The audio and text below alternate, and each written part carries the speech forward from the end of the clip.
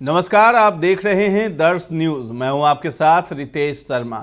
बिहार में चुनाव और चुनाव में बाहुबलियों की एंट्री दोनों एक दूसरे का पर्याय माने जाते हैं। 2024 के लोकसभा चुनाव में भी कमोबेश यही तस्वीर देखने को मिल रही है।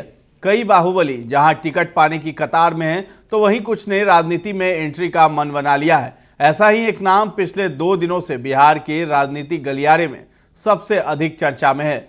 हम बात कर रहे हैं अशोक महतो की।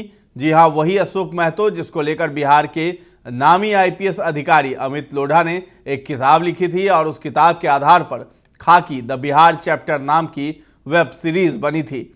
90 के दशक में शेखपुरा और नवादा में आतंक मचाने वाले कुख्यात अशोक महतो की एंट्री अब एक्टिव पॉलिटिक्स में हो सकती है। टिकट के लिए अशोक महतो ने 62 साल की उम्र में 46 साल की अनीता से बिना किसी लगन के शादी रचाई है। अब चर्चा है कि उनकी पत्नी अनीता देवी को लालू प्रसाद यादव, नीतीश के राइट हैंड कहे जाने वाले ललन सिंह के खिलाफ मुंगेर से चुनावी मैदान में उतार सकते हैं।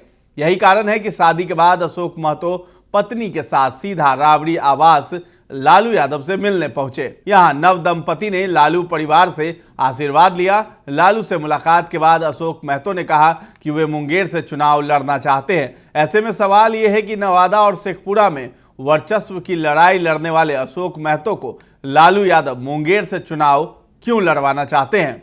आगे बढ़ने से पहले अशोक महतो के इलाके को जानिए। अशोक महतो मूल रूप से नवादा के वारसलीगंज के बढ़ौना गांव के रहने वाले हैं। बिहार के नवादा में 90 के दशक में अशोक महतो का आतंक था और उसकी गिनती प्रदेश के कुख्यात बाहुबली के तौर पर होती थी। 90 के दशक में अशोक महतो ने नरसंहार, मर्डर, अपहरण, छिनतई जैसे सैकड़ों घटनाओं को अंजाम दिया। पिंटू महतो के साथ मिलकर अशोक अपना गैंग चलाता था और उसके ऊपर हत्या, किडनैपिंग और फिरौती के कई मुकदमे दर्ज हुए। शेखपुरा के कद्दावर कांग्रेस नेता व पूर्व सांसद राजू सिंह हत्याकांड, वीडियो हत्याकांड, अपसड नरसंहार, मणिपुर नरसंहार और नवादा जेल ब्रेक जैसे कई कांड में अशोक महतो पर मामला दर्ज है। साल 2001 में अशोक महतो अपने साथियों के साथ नवादा की जेल से भागा था, जिसके लिए उसे 17 साल की सजा सुनाई गई थी। पिछड़ों का समर्थन हासिल करने वाले अशोक महतो के गैंग ने साल 2005 में कांग्रेस के मौजूदा सांसद राजू सिंह की हत्या कर दी थी।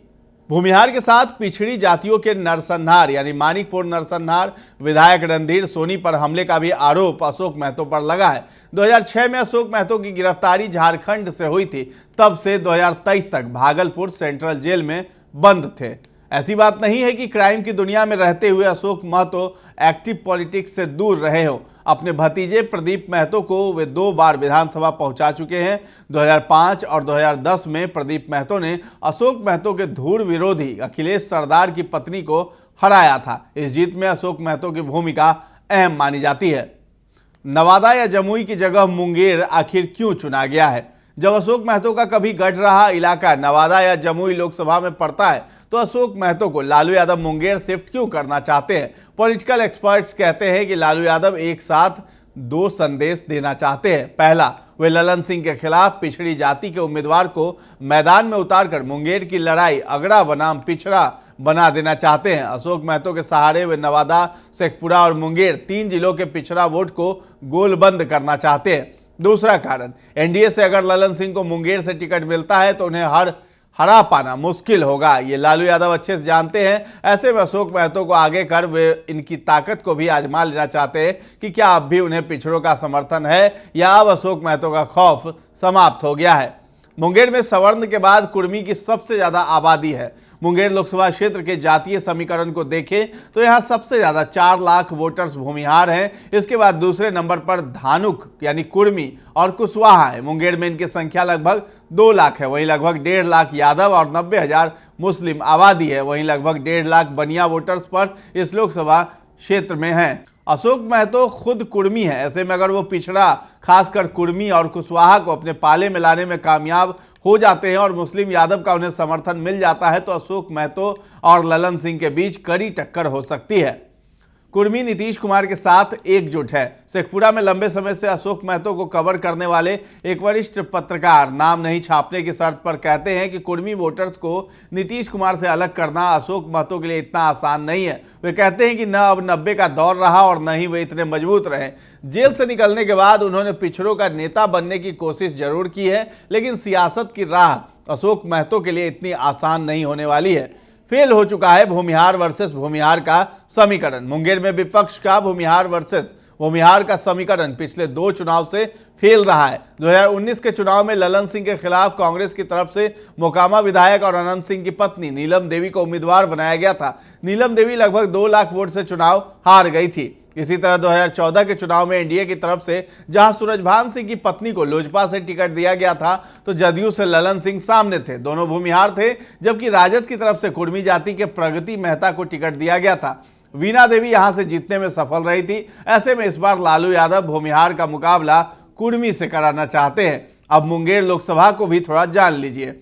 मुंगेर का राजनीतिक इतिहास देखें तो साल 1952, 57, 62, 71 के संसदीय चुनाव में कांग्रेस ने परचम लहराया, लेकिन 1977 के चुनाव में जनता पार्टी ने जीत के सिलसिले को रोक दिया। 1980 और 84 में फिर से कांग्रेस जीती। 89 में यहां जनता दल की जीत हुई। 91 में सीपीआई से ब्रह्मानंद मंडल सांसद बने। 96 में फिर से ब्रह्मानंद मंडल जीते, लेकिन समता पार्टी से। 1998 में 1 साल के लिए आरजेडी से विजय कुमार सांसद बने। 2004 में आरजेडी के जयप्रकाश नारायण यादव जीते। 2009 में जेडीयू के ललन सिंह सांसद हुए।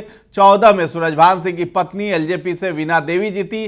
2019 में महागठबंधन की कांग्रेस उम्मीदवार और अनंत सिंह की पत्नी नीलम देवी को जेडीयू के ललन सिंह ने हराया और सांसद बने। बाहुबली सूरजभान सिंह की पत्नी वीणा देवी की जीत की बड़ी वजह नरेंद्र मोदी की लहर भी थी। अब देखना है कि अशोक महतो को लालू यादव मुंगेर लोकसभा सीट से टिकट देते हैं या नहीं देते हैं। अगर टिकट मिलता है तो उनका कितना जो है वहां प्रबल दावेदारी वो दिखा पाते हैं, कितना उनके वोटर्स फॉलोअर्स वहां है, ये सब कुछ लालू यादव देखना चाहते हैं और अगड़ा वर्सेस पिछड़ा की लड़ाई जो है वहां पर लड़ना चाहते हैं और अपने आप को फिर से एक बार साबित करना चाह रहे हैं कि क्या वाकई अभी भी लोग लालू यादव को पिछड़ा का मसीहा मानते हैं या नहीं मानते हैं। फिलहाल इस खबर में इतना ही, और ये खबर आपको कैसी लगी है जानकारी, ये सब हमें कमेंट सेक्शन में जाके आप जरूर बताएं और हमारे चैनल को सब्सक्राइब कर लीजिए। और अगर ये वीडियो आप फेसबुक पर देख रहे हैं तो हमारे पेज को लाइक और फॉलो करना न भूलें। धन्यवाद।